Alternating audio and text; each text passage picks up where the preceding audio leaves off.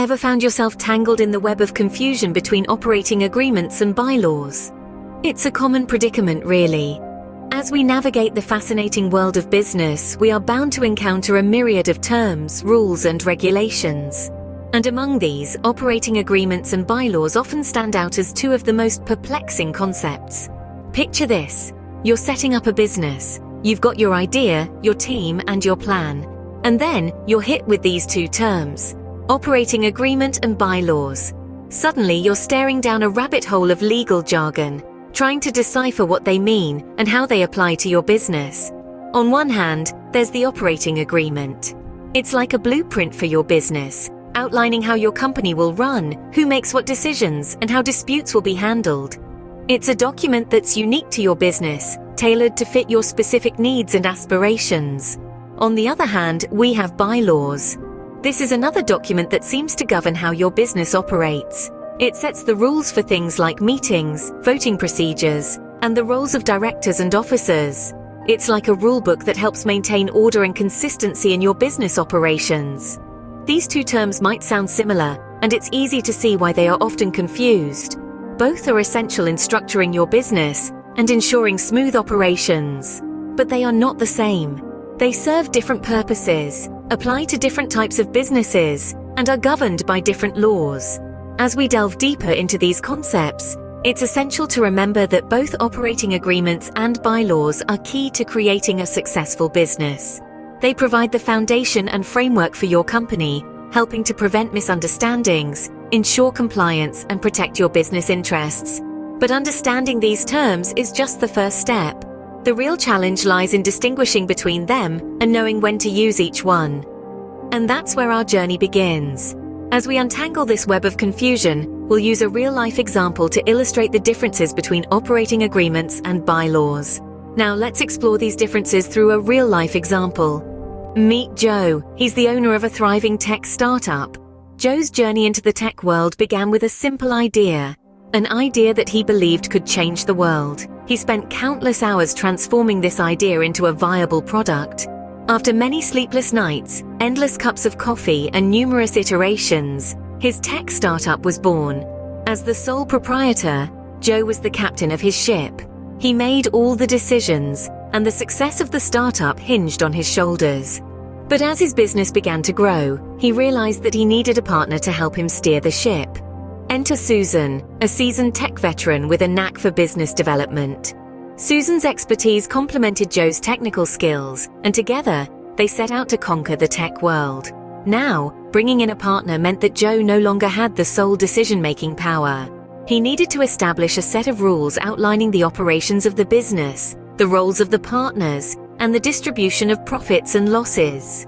This is where the operating agreement came into play. An operating agreement, in essence, is a contract among the members of a limited liability company, or an LLC. It governs the internal operations of the business in a way that suits the specific needs of the business owners. Joe and Susan worked together to draft their operating agreement. It outlined their responsibilities, their ownership percentages, and how they'd handle disagreements. It was their roadmap, their guide to running their tech startup. Fast forward a couple of years, and Joe's tech startup was a roaring success. They had a fantastic product, a growing customer base, and they were making waves in the tech industry. The next logical step for them was to go public. Going public meant that Joe's startup would become a corporation, owned by shareholders. This transition required a new set of rules to govern the company, and that's where bylaws came into the picture. Bylaws are essentially the constitution of a corporation. They lay out the rules and procedures for corporate activities such as the election of directors, the conduct of meetings, and the rights and responsibilities of shareholders. Joe and Susan, along with their legal team, crafted the bylaws that would guide their newly public company. The bylaws were more complex than the operating agreement. They had to account for the interests of the shareholders, set up the structure of the board of directors, and establish procedures for making major corporate decisions. But Joe and Susan navigated through these complexities, and their tech startup successfully transitioned into a publicly traded corporation.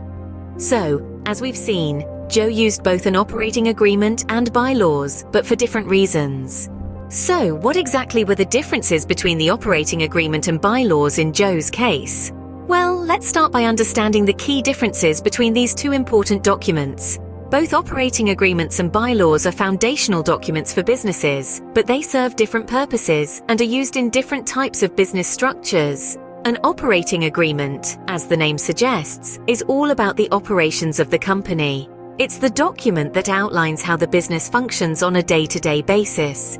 It covers everything from how decisions are made, how disputes are resolved, to the rights and responsibilities of the members.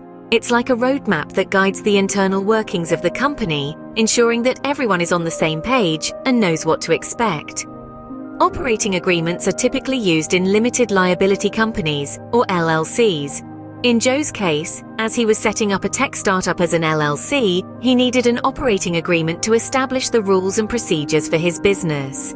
It's a crucial document that helps maintain the limited liability status of an LLC and prevents any misunderstandings among the members. On the flip side, we have bylaws. Bylaws are more about the governance of the company and the structure of the board of directors.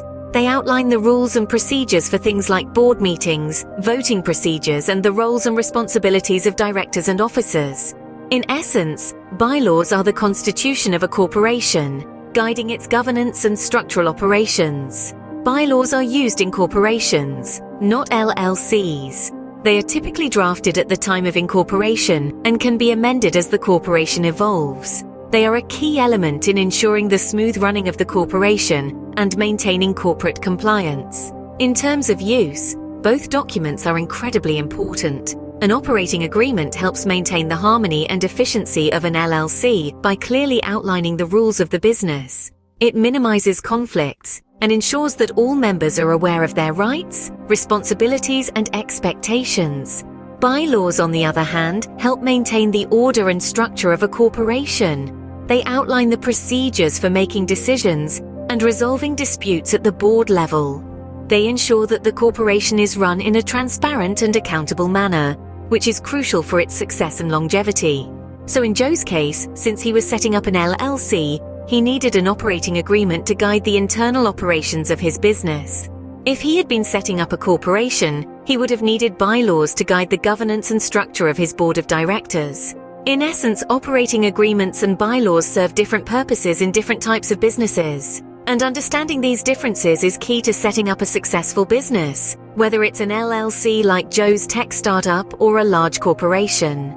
Now that we've unraveled the confusion, let's recap. We've explored the ins and outs of operating agreements and bylaws, two essential tools in the corporate world. Operating agreements, primarily used in LLCs, are internal documents that outline the business's operational and financial decisions.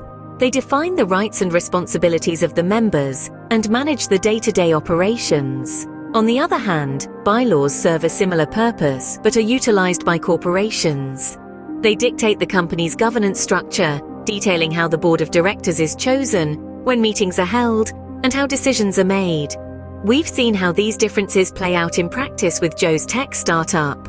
By understanding these differences, Joe was able to make better decisions for his company, setting clear rules for operations and governance. And with that, we've demystified the confusion between operating agreements and bylaws. Remember, knowledge is power, especially in business.